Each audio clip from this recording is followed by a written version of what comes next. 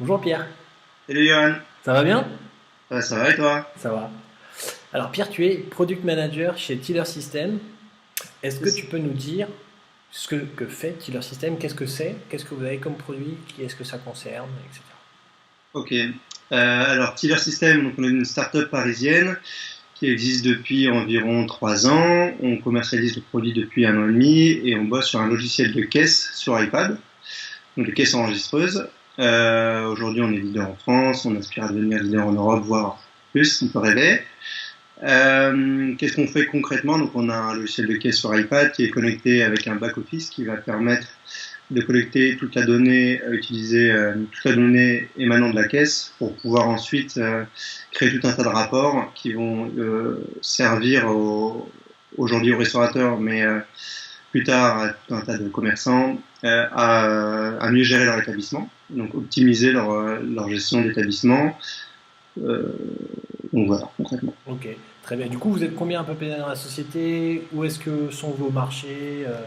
Et puis, du coup, tu disais, on fait d'abord les restaurateurs et peut-être demain d'autres métiers. Est-ce que du coup, va y avoir un grand gap fonctionnel? Vous allez y aller par tranche de métier? Comment ça va se passer?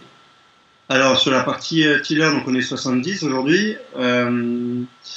On a 2000 clients, on est dans 18 pays. Quand je te disais restaurateur, c'est notre cœur de métier, mais on bosse déjà avec beaucoup de commerçants qui sont sur du retail ou de l'événementiel par exemple. Et donc notre app aujourd'hui, elle permet de répondre à ces besoins-là. Mais nous, on a commencé sur le resto et on veut continuer et être performant à 2000% pour eux et tout en continuant quand même à bosser sur d'autres marchés. D'accord, donc votre produit tel qu'il est aujourd'hui déjà correspond à plusieurs marchés en fait. Il peut être utilisé par plusieurs marchés. Ouais. Ok, très bien. Et du coup, c'est une société qui a été créée, tu m'as dit. Il y a 3 ans. D'accord, donc c'est une belle Ouais, croissance hein, déjà, vu le nombre de salariés et le nombre on est sur d'utilisateurs. une croissance de 25% par mois. Ça roule bien. En gros, elle a été créée par 4 cofondateurs, Uhum, deux qui ont travaillé chez Accor mhm. en tant qu'analyste. Et globalement, le back-office de Tiller, il fait le travail que les analystes, que nos deux cofondateurs faisaient chez Accor. C'est-à-dire calculer tout un tas de métriques, tout un tas de KPI qui vont permettre d'optimiser la gestion d'établissement. Quoi. Ok. Et donc ça va te permettre par exemple de pousser en avant certains produits par rapport à ta carte en général, ou plutôt de revoir tes marges sur certains trucs. Ouais. Aujourd'hui, elle va te permettre de dire, voilà, moi, hier, j'ai fait tel chiffre d'affaires, ça correspond à telle marge, j'ai été meilleur à tel moment de la journée, mes top produits, c'est ça, mes flop produits, c'est ça. Euh, Après, tu peux aller très très loin dans la métrique, hein. Ok. Donc, globalement, ouais, les gros points sont ceci. Quoi. Et du coup, aujourd'hui, avec 3 ans d'existence, chez certains clients, j'imagine que vous avez des stats qui leur permettent de voir clair d'une année sur l'autre et avec des expériences enrichissantes du style, bah, ça finalement on a arrêté d'en faire parce qu'on n'en vendait pas du tout, et des choses comme ça. Clairement, ouais. Clairement, ouais, j'ai même, enfin, tu peux avoir tout un tas de retours positifs sur différents points. T'en as qui sont sur l'utilisation de la caisse, c'est beaucoup plus simple à utiliser, c'est beaucoup plus simple pour former un nouvel extra qui vient, parce qu'on est quand même sur un marché assez spécifique, Mhm. sur lequel tu as beaucoup d'utilisateurs qui sont là pour une période de temps assez réduite. Donc c'est beaucoup plus simple de former quelqu'un, ça me prend une demi-heure au lieu de former quelqu'un pendant 5 heures, quoi. Mhm. Donc il est opérationnel très rapidement. Tu as des gens qui nous font des retours sur des accès à certaines fonctionnalités qui ne devraient pas être possibles pour certains utilisateurs. Peut-être certaines annulations, par exemple, en restauration, c'est quelque chose qui est assez commun. Tu as des clients qui nous ont dit, moi, grâce à vous, j'ai vu que j'avais chaque mois 1500 € d'annulation. Je ne sais pas d'où ça venait, j'en étais même pas au courant. Maintenant, je sais pourquoi, comment et qui ont fait ça. Et du coup, je peux régler ce problème-là. Ouais, c'est super. Et du coup, c'est principalement de la caisse, c'est pas du tout de la prise de commande euh, que peuvent faire les serveurs. Tu as une prise de alors on a plusieurs produits. Hein. Mhm. La caisse sur iPad. Oui. Après, la caisse sur iPad, toutes les données sont retranscrites sur le back-office. Mhm. Ensuite, on a une prise de commande sur iPad. Ok. On a une borne de prise de commande, qui est type borne que tu retrouves au McDo. Quoi. Mhm. Et on a une app manager. Une app manager, c'est une app iPhone qui permet au manager des restos de voir en temps réel le chiffre d'affaires qu'ils font, de voir en temps réel le nombre de clients qu'ils ont dans l'établissement, le nombre de clients qu'ils ont fait, etc. Ok. Et On donc, bosse sur le watch pour petit. dans vos 2000 clients, vous avez on va dire des établissements unitaires et peut-être certains qui sont sous format franchise ou avec un réseau. Alors, notre objectif, c'est de bosser essentiellement avec des indépendants Ok. pour leur permettre d'avoir des outils d'optimisation de gestion de leur établissement. Mais on travaille aussi avec des gros groupes comme Bio C'est Bon, par exemple, sur leur resto ou d'autres grosses boîtes. Quoi. Ok. On a aussi des franchises. Quoi. Bon, bah, c'est super clair comme produit. Est-ce que du coup, tu peux nous parler de toi un petit peu maintenant, Pierre, de ce que tu Ouais. as eu comme expérience pro avant ou ton cursus académique si tu le souhaites, les expériences qui font qu'aujourd'hui, ça t'aide au quotidien dans ton métier de product manager. Ok. Donc moi, je suis de Paris. J'ai fait mes études à la Sorbonne pendant 4 ans. Ensuite, je suis parti à Édimbourg faire un master of science en business management. Et ensuite, je suis revenu à Paris. J'ai fait un master spécialisé en innovation entrepreneuriale et SCP. Après ce master, j'ai eu tout un tas de petites aventures entrepreneuriales, dont une un peu plus grosse qui était pendant 6 mois sur la création d'un, comment dire, d'une plateforme d'investissement dans le vin pour le marché japonais. D'accord. Donc ça a duré 6 mois. Après ces 6 mois, j'ai commencé à travailler chez Balinea en tant que product manager. Et après 1 an et demi, je suis allé chez Tila. D'accord. Et du coup, les expériences un petit peu entrepreneuriales, c'est quelque chose qu'on retrouve à peu près chez un bon nombre de product managers. Est-ce que toi, ça te semble un point important pour être bon? Ouais. Alors pour être bon, je sais pas. Moi, est-ce que ça m'aide? Oui, parce que je pense que le produit, le pôle produit dans une boîte, elle doit avoir cette dimension entreprenante, elle doit avoir la volonté de tester les trucs, d'avoir une idée et de la mettre en place sur une période assez courte. Elle doit avoir l'envie de répondre à un problème client, et des problèmes clients au quotidien. Et au final, c'est un peu ça l'entrepreneuriat, c'est trouver un problème client et trouver une solution pour y répondre et foncer et y répondre à 2000%. Quoi. Mm. Au produit, on a plein de petits problèmes clients. Le gros problème, il est résolu la boîte, en fait, par le produit global, mais au sein du produit, il y a plein de petits problèmes qu'on doit régler. Ok. Donc, ouais, je pense que la dimension entrepreneuriale joue carrément. Hein. Ça Et permet. la volonté et l'aisance, entre guillemets, de se dire, j'ai ce problème-là, j'ai ce petit produit, cette petite solution, je vais aller voir un client, je vais lui montrer, et il va me dire que c'est bien ou il va me dire que c'est de la merde. S'il me dit c'est de la merde, limite tant mieux, parce que je vais pas perdre de temps à continuer. Ou il va me dire pourquoi c'est nul, et du coup je vais l'améliorer. Donc voilà, ouais, faut avoir cette volonté Ça permet de rester très pragmatique aujourd'hui dans ton métier, le fait d'avoir été entrepreneur auparavant. ouais, même si j'aime pas trop le fait de dire j'ai été entrepreneur, j'ai testé des trucs tout simplement. Et, euh, et oui, ça m'aide clairement. En fait, c'est un état d'esprit en fait que c'est pas comment dire chaque petite expérience que j'ai eue m'a façonné en fait tout simplement quoi. Ok, bon, ta modestie t'honore, Pierre. Du coup, aujourd'hui, vous êtes plusieurs product managers ou product owners à Tiller System. Comment vous êtes organisé? Est-ce que vous êtes une seule équipe produit? Est-ce que tout le monde est mélangé sur un plateau? Comment ça se passe? Alors comment ça se passe? Donc on a Thibaut qui est le CPO. Moi je suis le product owner, product manager. Je pense qu'on en parlera plus On tard. en parlera plus tard. Ouais. Ok. On a Arthur qui est notre UX designer. Ça c'est le pôle produit aujourd'hui. Maintenant dans 3 semaines on a une deuxième product qui arrive, Maria, avec qui je travaillais avant. Et donc voilà, donc on sera 4 en tout. Ok, d'accord.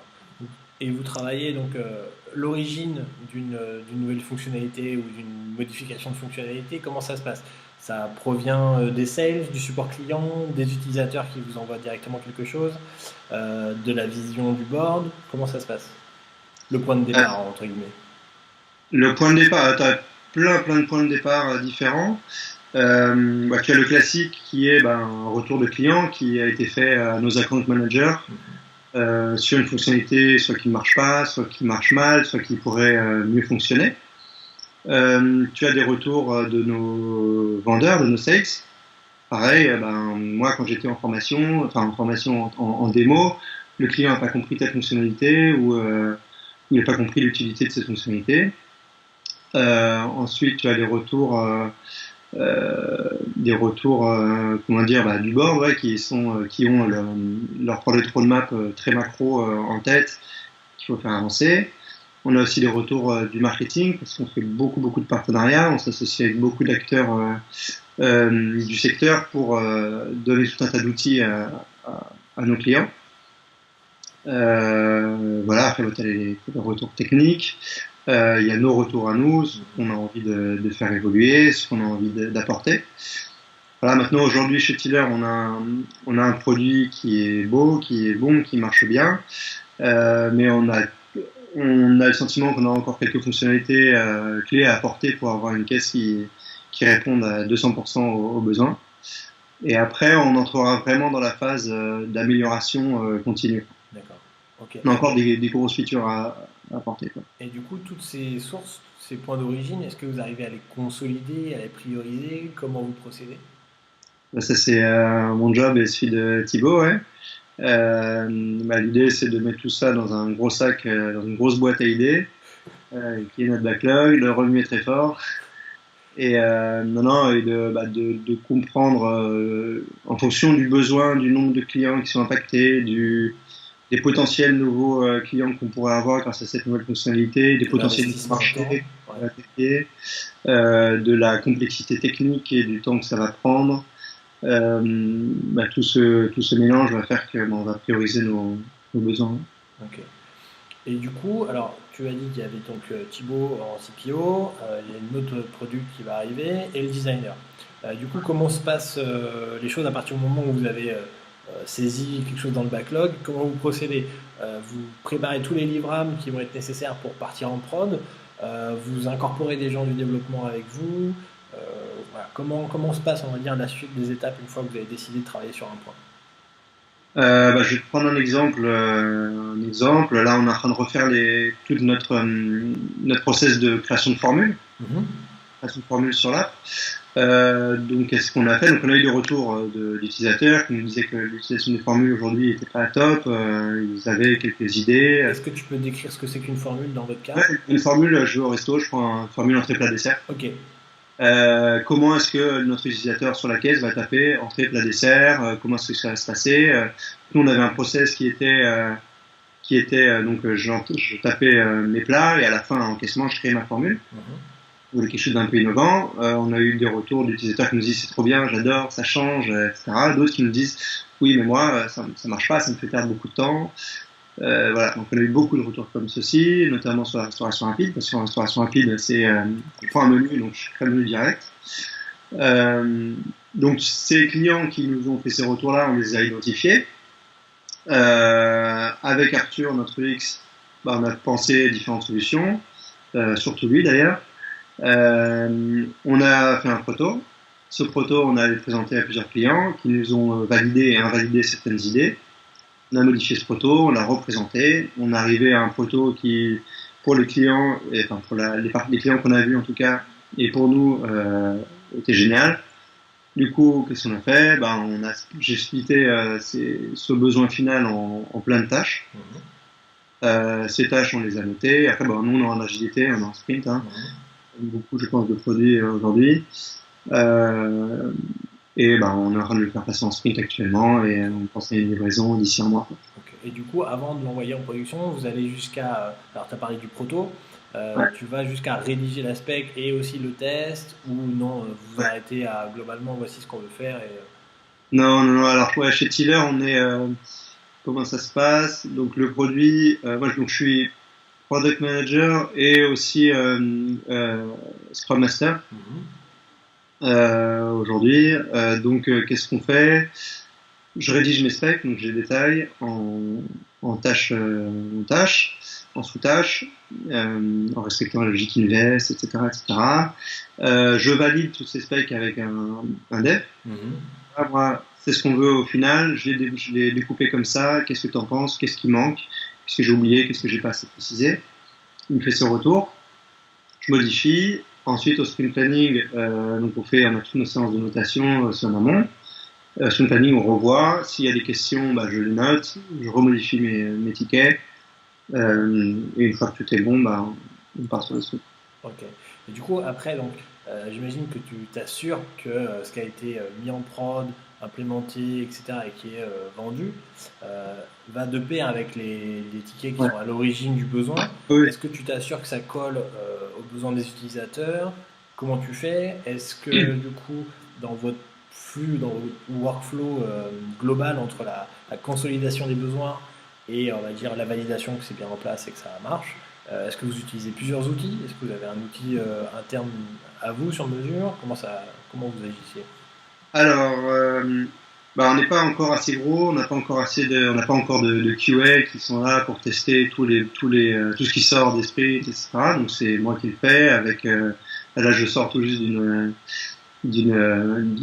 session de test, de crash test avec, on est 6 dans une salle, on fait Slap, on a fait nos cahiers de test et on bombarde quoi sur l'app, on l'utilise à fond parce que déjà l'app c'est une app qui est assez particulière parce qu'elle est utilisée entre 500 et 600 fois par jour par utilisateur, donc elle est ultra utilisée, c'est assez rare quand même, donc on ne peut pas se permettre d'avoir quelque chose qui est d'une qualité médiocre. Et en plus de ça, on est au cœur vraiment du business du resto et de tout commerce.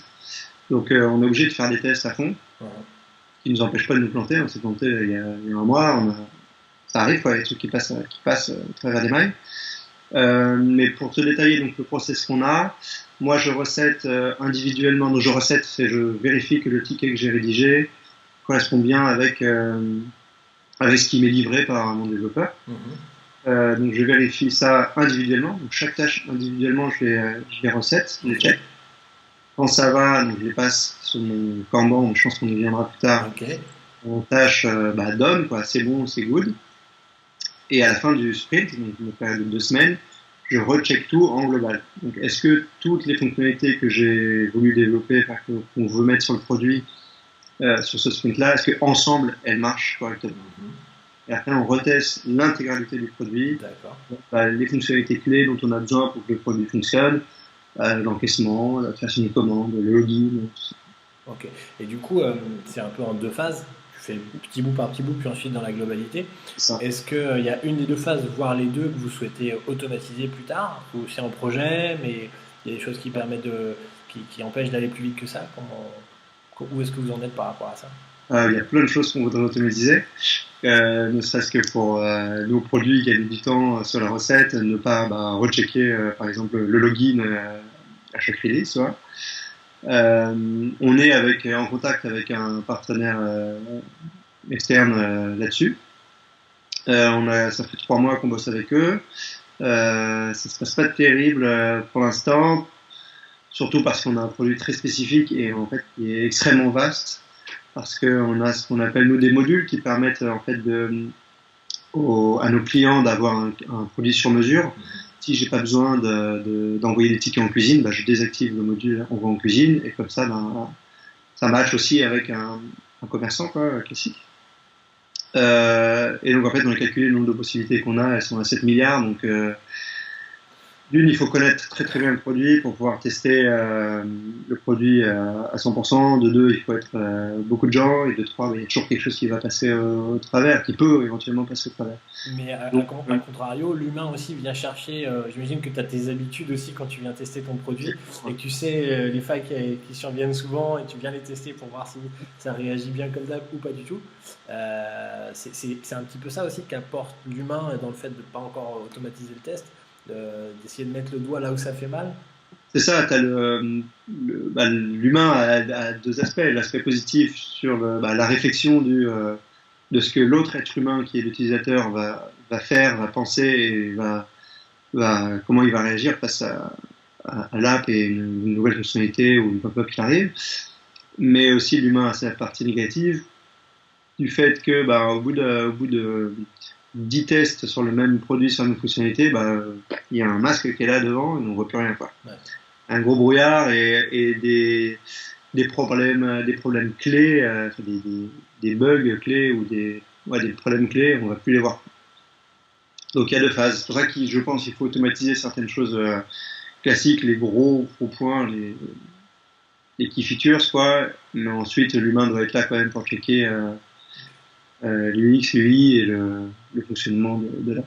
Notamment pour couvrir toutes les combinaisons que tu as citées. Je pense que là, Ça. ça peut mettre un certain temps déjà à finir de tester. Ok, c'est parfait. Du coup, toi, c'est un métier que tu exerces depuis combien? 2 ans, 2 ans et demi? Ouais, c'est ça environ. Ouais. Si on inclut la période où tu étais entrepreneur, du coup, ça fait un peu plus.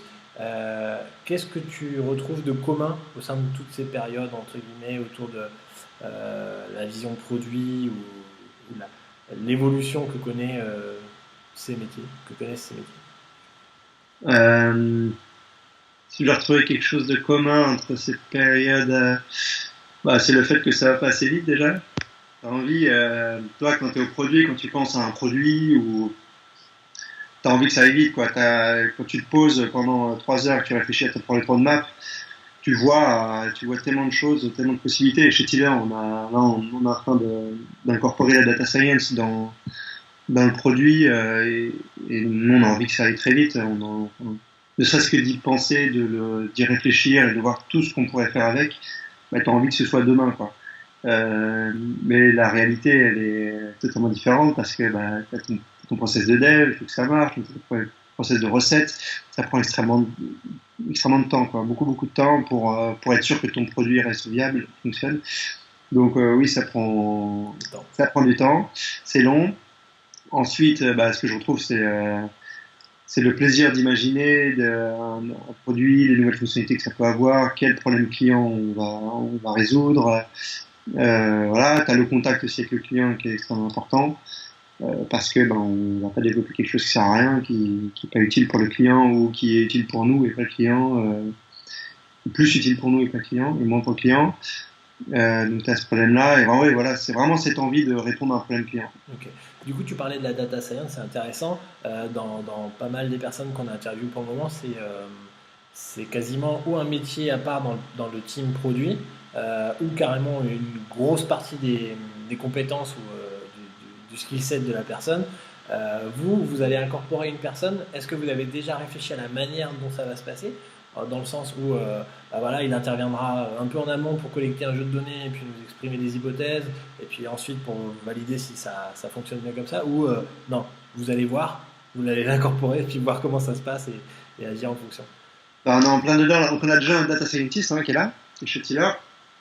Notre nouvelle product, donc elle arrive dans un mois, on a des idées de comment splitter le produit, comment ça va se passer, on est déjà réfléchi.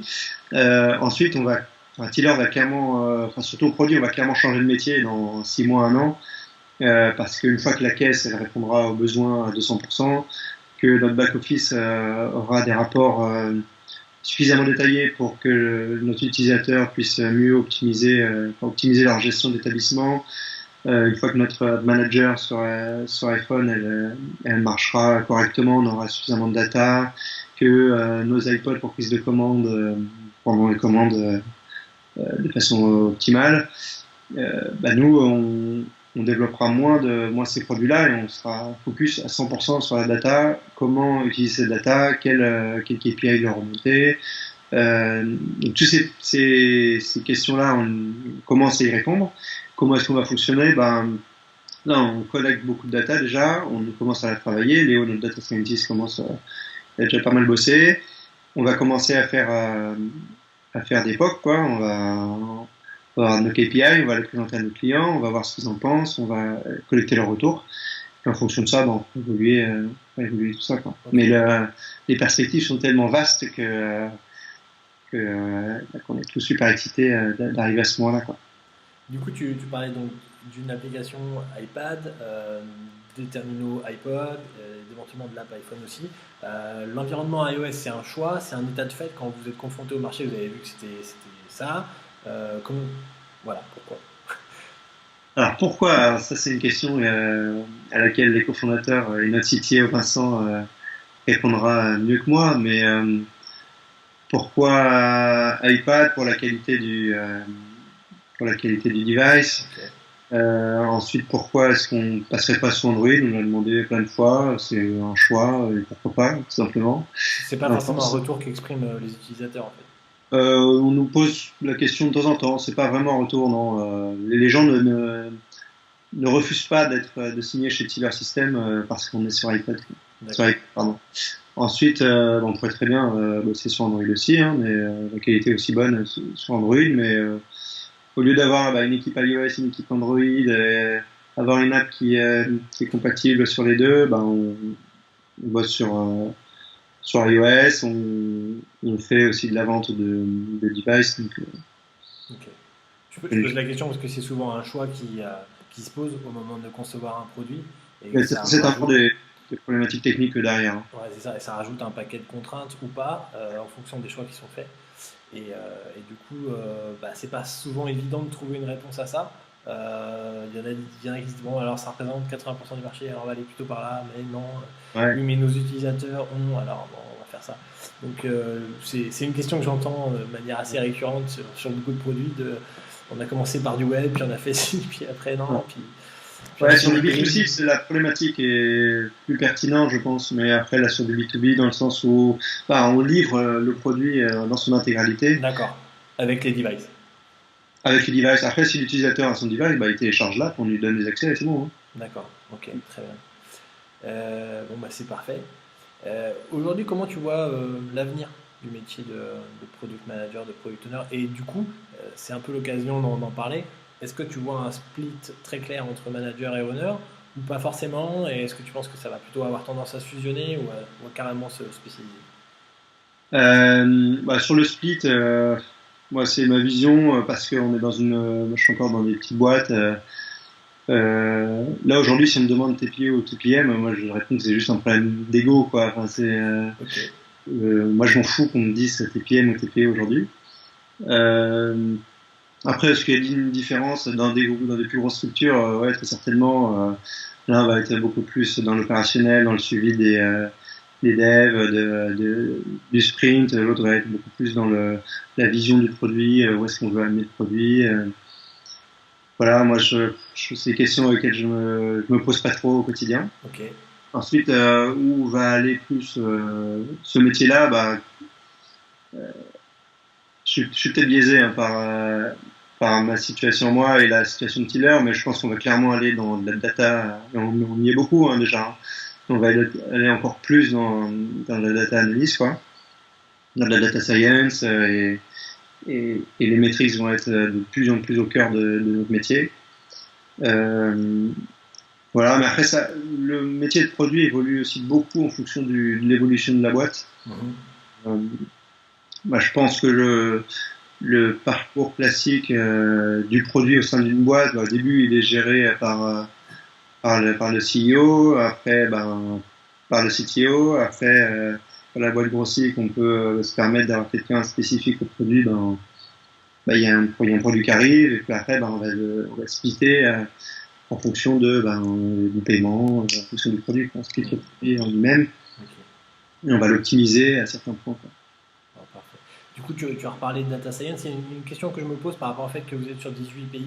Est-ce que, du coup, maintenant, un petit peu en mettant de plus en plus le nez dans les données, est-ce que vous arrivez à reconnaître des patterns ou des choses qui vous semblaient évidentes avant et en fait, vous vous rendez compte que d'un pays à l'autre, d'une langue à l'autre, les usages sont différents, les façons de faire, les besoins, les envies sont différentes aussi?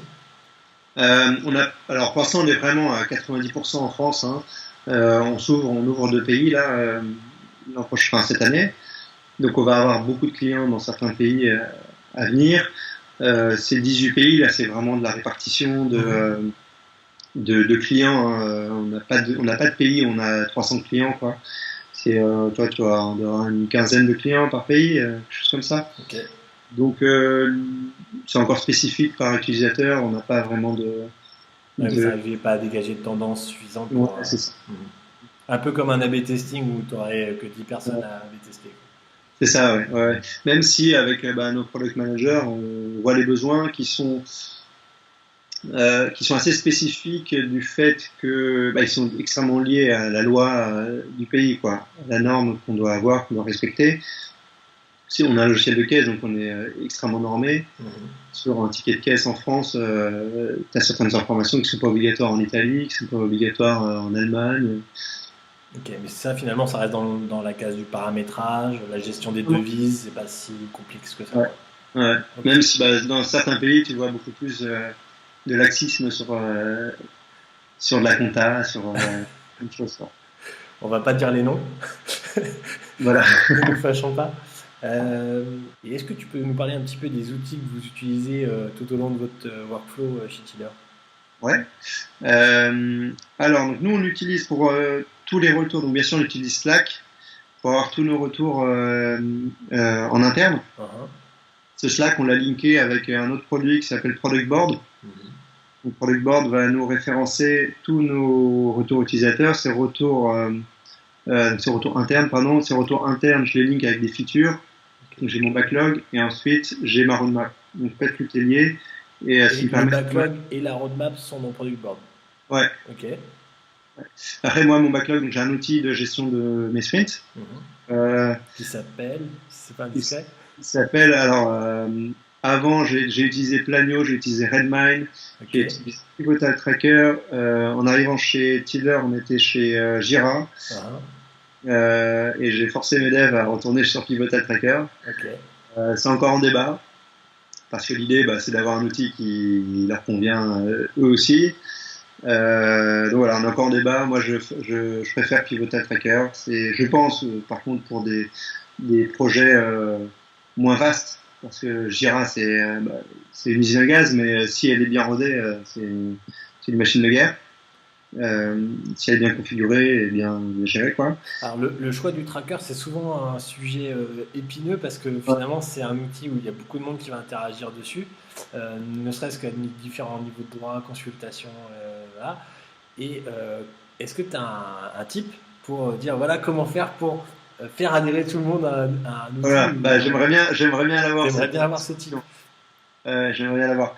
Non, oui, il faut que les devs le comprennent, il faut que les devs aiment bien aller dessus, parce que s'ils aiment pas aller dessus, ils vont pas le mettre à jour. Et s'ils ne le mettent pas à jour, les métriques sur les sprints sont pas correctes, même si c'est pas le plus important, les métriques sur les sprints. Le plus important, c'est que le livrable soit bien et que le code soit bien réalisé. Les métriques sur les sprints, on parle de nombre ou de graphes, et est-ce que c'est quelque chose que tu mets dans tes reporting? Non, moi si je le fais, c'est assez macro. Okay, c'est sur ce sprint, on en parle sur chaque fin de sprint rétro, sprint review. Voilà ce qu'on a fait, combien de fois on a fait sur ce sprint. Mais je préfère rester global. Pourquoi? Parce que pour moi, le pôle R&D, donc produit et tech, est lié, et il fait que un sur les sprints. C'est une véritable équipe et c'est une performance collective qu'on fait. Parce que si mes specs sont nuls, ils vont perdre du temps. Et si eux font mal le boulot, on va perdre du temps aussi. Donc c'est une cohésion qui doit être là. Au niveau de l'estimation des points, désolé je te coupe, mais au niveau de l'estimation des points, il y a plusieurs méthodes. Vous avez pris laquelle pour dire voilà, ça vaut tant de points, ça vaut tant de points? On s'est basé sur 2 points par jour. Ok. En fait, on aurait pu se dire on part sur 10 points par jour et après ta notation tu l'adaptes. Mais on a tâtonné beaucoup au début. En balançant des estimations un peu random, mais tout en étant logique entre chaque feature. Et puis, à force de tâtonner, au bout d'un moment, tu trouves une sorte de logique. Tu dis voilà, tiens, mes bugs, en moyenne, allez, on va dire que c'est 1 point. Une tâche de wording, c'est 0,5. Une très grosse feature, c'est 20, quoi, et on la split en minimum X tickets. On essaie de ne pas avoir trop de tâches qui dépassent un certain nombre de points. Tu vois. Okay. Enfin, j'en ai 1 à 20 sur ce sprint, mais c'est sur plugger une imprimante sur un pays bien spécifique européen. Et ça, mais il faut éviter. Enfin, moi, je pense qu'il faut éviter. Il y a sûrement des product managers qui qui ça ne dérange pas. Mais le problème, c'est que ça laisse un dev sur le côté un peu tout seul pendant trop de temps, quoi. Donc sa motivation, bon chance pour la garder à 100%. Et même nous, pour le suivi, c'est compliqué, quoi. Si y a une grosse tâche, faut être un peu au cul, quoi. Faut soutenir à fond le dev psychologiquement. Ok. Ça se matérialise par un massage du Voilà. dos et Message quotidien, voilà. un café qui arrive sur la table de façon inopinée. Voilà. Ok. Est-ce qu'il y a d'autres outils dont tu veux nous parler? Non, c'est Tac, product board, on a sur Slack, on a utilisé un peu de Trello au début, mais là, bon. Et ça devient compliqué parce qu'on on est trop gros, qu'on a trop de besoins et que ouais. Ou trop de niveaux hiérarchiques entre les pics, la feature, ouais, le user story. voilà. Qu'est-ce que j'oublie? Bon, bien sûr, on a de la test flight. Mhm. Donc à chaque fois, on teste tout ça. Voilà, on a plusieurs environnements. On a un DevOps qui vient d'arriver pour nous optimiser tout ça. Ok. Les outils qui me viennent, je pense qu'on a fait le tour. Et l'indispensable Excel, bien sûr. Incontournable. Voilà. Plutôt pour des graphes ou Non, c'est non? plus pour mes sprints rétro, quoi. D'accord. Ok. Pour savoir les calculer. Ouais, voilà, on a fait tout ça, tac. Même si Pivot Tracker fournit des outils là-dessus, Ça complète. je préfère mon Excel, moi. Ok. Et du coup, Pierre, aujourd'hui, qu'est-ce que vous rencontrez comme grosse problématique aujourd'hui chez Chiller au niveau du produit? Les problématiques qu'on a, on a des problématiques liées donc au hardware. Tu as certaines, par exemple, nos imprimantes. Il faut, sur une imprimante sur un pays X, elle va être différente d'une imprimante sur un pays, sur la France, tu vois. D'accord. Par exemple, en Autriche, c'est un pays qui est extrêmement strict au niveau des imprimantes. Il doit être des imprimantes qui enregistrent tout ce qui se passe, tout ce qui sort, c'est enregistré, tu as une boîte noire, etc. D'accord. Il faut qu'on s'adapte à chaque imprimante, à chaque pays. Mais l'app reste la même. Ok. Parce que notre app, elle va s'adapter à la langue du device. Et en soi, on n'a pas un tiller Autriche, un tiller Allemagne, un tiller Angleterre, etc. C'est la même app.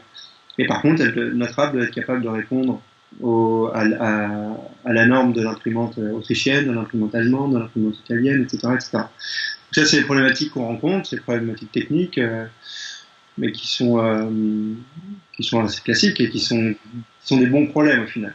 Donc finalement, l'Union européenne, tout ça, ça vous permet pas trop de standardiser les choses et de faire quelque Ouais, chose qui tourne pour tout le monde, non, ouais, au non, moins dans le monde. chaque pays est vraiment extrêmement spécifique. On a un pôle de développement international, malgré le fait qu'on soit quand même assez jeune, mais on grossit tellement vite qu'on a besoin de ce pôle pour répondre à toutes les questions qu'on a et pour être sûr que notre produit va répondre à tous les problèmes, à tous les problèmes de chaque pays. Voilà, il nous aide beaucoup là-dessus. Ensuite, un autre problème qu'on a, c'est l'intégration de la data science. Moi, dans mes sprints, comment est-ce qu'on le fait? Est-ce que c'est un sprint différent? Est-ce que c'est un fonctionnement différent? Pourquoi? Parce que il y a un data scientist, mais il bosse aussi avec les devs pour intégrer la data science dans le produit. Donc comment est-ce qu'on fait ça? Est-ce que c'est le même sprint? Est-ce qu'on se split? Est-ce qu'on se fait des sprint planning à deux? Est-ce que voilà, ça c'est une problématique, on est en plein dedans là, on a des idées, on commence à avancer, on intègre la data science dans le produit et voilà, on commence à y répondre, on teste, on tâtonne et peut-être qu'on se plantera et si on se plante, il vaut mieux qu'on se plante très vite. J'espère qu'on va se planter rapidement. Du coup, tout à l'heure, tu parlais du recrutement du deuxième, la deuxième personne product, Ouais, Maria, c'est ça? ouais. Du coup, ça fait un peu le pont avec la question du qu'est-ce que tu penses être des qualités essentielles pour être product owner, product manager, euh, et pourquoi? Ok. Donc déjà, tu as des qualités humaines qui sont extrêmement importantes parce que tu travailles au produit, au final, tu travailles un peu avec tout le monde dans la boîte. Tu travailles avec tes account managers, tes commerciaux, ton market, le board et surtout tes devs. Mhm. Tu dois savoir parler un peu à toutes ces personnes-là euh, et leur faire comprendre que tu comprends leurs problèmes et que tu les prends en considération. Et donc cette première qualité humaine d'écoute et de voilà, humaine, quoi, une approche humaine. Ensuite, je pense qu'on peut peut-être déjà dit, mais c'est savoir dire non, hein, clairement. Ok. Parce que on te dit, ah, faut faire ça, c'est trop bien, je vais signer plein de clients avec ça, ah, ça c'est trop bien, nos clients ils seront trop contents avec ça. Clairement, on peut pas tout faire, et on se phase de priorisation qui est là. Ensuite, il y a une grosse qualité, donc pour reprendre notre premier point, une grosse qualité d'empathie qui doit être là, surtout au niveau du client. Mais moi, ce qui m'aide aujourd'hui, c'est le fait d'avoir beaucoup travaillé en restauration quand j'étais étudiant, quand j'étais à l'université. Donc, j'ai beaucoup utilisé de caisses enregistreuses. J'ai Avec des interfaces ignobles. des interfaces avec des gros boutons jaune fluo et des trucs qui marchaient pas. Et tu tapes très très fort dessus pour que le bouton marche alors que ça sert à rien. Voilà, l'idée c'est vraiment de comprendre le client, le besoin, et quand il te dit quelque chose, c'est l'empathie, quoi. Voilà, ensuite, tu as beaucoup de nécessité d'organisation pour gérer ton backlog, prioriser, avoir quand même, il faut être capable aussi de prendre suffisamment de recul pour voir ton backlog, où est-ce qu'on en est, où en est le produit, quelle est la vision du CEO, des cofondateurs, de la boîte et donc du produit au final. Donc comment est-ce que moi, au produit, nous au produit, pour le coup, on doit amener le produit, qu'est-ce qu'on doit développer en priorité. Voilà, ensuite tu as des qualités quand même rédactionnelles qui sont importantes pour que la compréhension de tes specs soit bonne auprès des devs. Moi, l'avantage que j'ai là-dessus, c'est que j'ai créé un site de fausses infos avec un pote, donc on a rédigé pas mal au début. Donc à force de rédiger, tu synthétises beaucoup mieux tes textes et donc tes besoins aujourd'hui. Voilà ce que j'en pense. Très bien. Comme ça, c'est comme tu me demandes. Donc ça, c'est au niveau des qualités humaines, c'est du savoir-être, hein, globalement, à part peut-être la capacité de rédaction. En dehors de la capacité de rédaction, qu'est-ce que tu as comme compétences un peu clés ou utiles à avoir d'un point de vue beaucoup plus technique, que ce soit la maîtrise de certains outils ou carrément la compréhension de technologies entières Ouais. Alors moi, j'ai pas de formation ingénieur, comme je pense beaucoup de PO et PM. Je pense que ça peut aider pour plusieurs raisons. Comprendre l'architecture du produit, savoir parler beaucoup plus spécifiquement avec tes devs, avec ton CTO.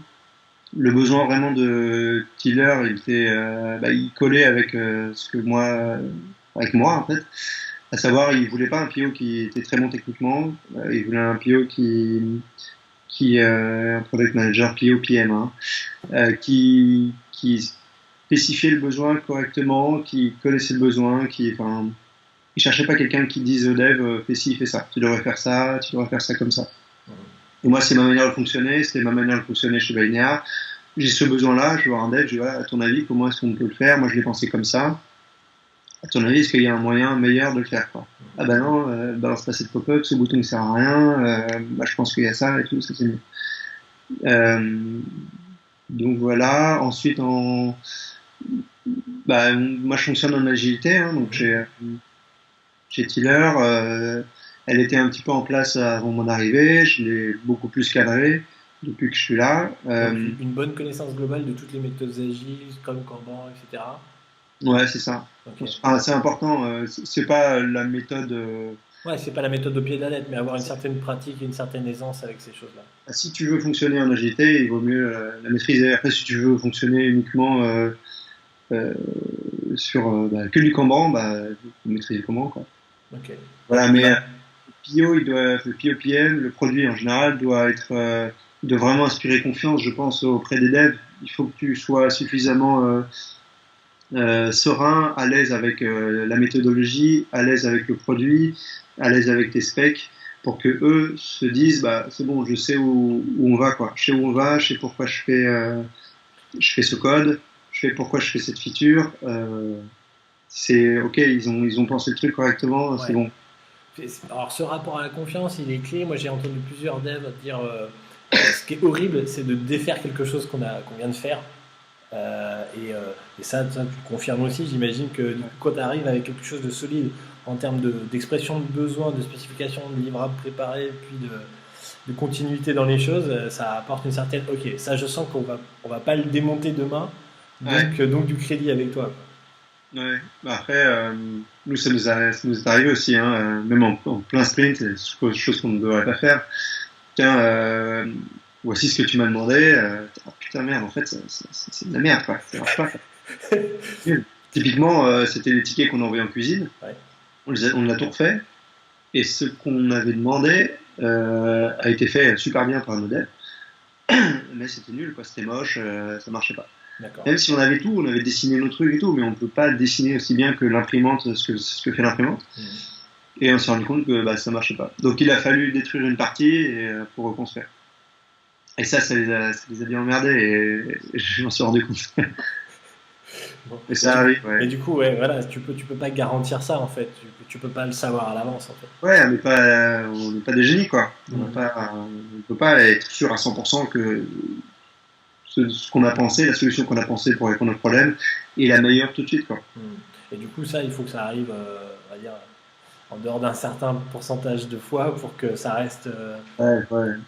ça reste acceptable au sein Ouais. de l'équipe, c'est ça? Après, faut pas s'obliger à faire passer une merde en prod, quoi, C'est ça, parce que t'as pas envie de détruire. le produit. Ouais. Bon, très bien. Et du coup, j'imagine que tu as beaucoup de lectures ou de choses que tu regardes à droite, à gauche, un peu de veille sur Ouais. le côté produit, l'agilité ou tout simplement de la veille concurrentielle. Est-ce que tu as des conseils à donner aux gens qui regardent la vidéo sur ah oui, ça, c'est un super bouquin et je vous conseille ou... Bah, sur les bouquins, moi, je lis pas mal de trucs sur le design thinking. Mhm, Bah, j'ai lu déjà beaucoup parce que bon, si on n'a pas fait le tour, j'ai lu quand même les classiques, quoi. mhm. Euh, Ensuite, sur la veille, bah, j'utilise beaucoup Twitter, moi. Sur la veille, où voilà, je suis pas mal de comptes qui me permettent d'être bêté suffisamment sur l'actualité, sur les nouveaux produits. Alors, tu vas voir sur Product Hunt, sur des sites assez classiques, quoi.